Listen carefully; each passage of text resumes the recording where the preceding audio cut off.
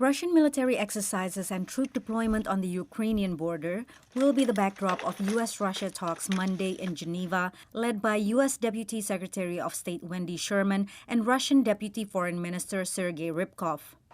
Moscow had laid out sweeping demands, including that NATO reduce its presence in Eastern Europe and not admit Ukraine as a member, demands unacceptable to the U.S. and Europe. I think that's certainly part of the playbook. It's to put out a list of absolutely non-starter demands, and then to claim that the other side is not engaging, and then to use that as somehow justification for aggressive action.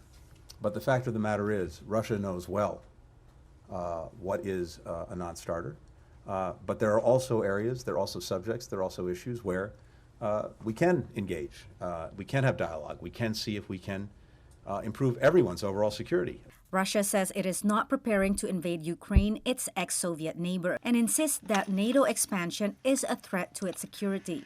Not 1 inch to the east is what we were told in the 1990s. And what happened? We were duped. We were brazenly duped. The first round of talks will likely be more an airing of grievances and unlikely to produce certainty on Ukraine. When it comes down to Ukraine, I don't think anyone knows exactly what President Putin has in mind. I think the Biden administration has done its best to not only rally the allies, to coordinate policy, to signal to Russia its intent to impose pretty draconian sanctions, much more than we've done in the past. As Putin tries to keep focus on Ukraine, anti-government protests in Kazakhstan, another Russian neighbor, have killed dozens and injured hundreds. Moscow has sent forces to help crack down on the unrest in response to a request by Kazakh President Kassym-Jomart Tokayev. It's not clear why Tokayev asked for Moscow's help, Secretary Blinken told VOA.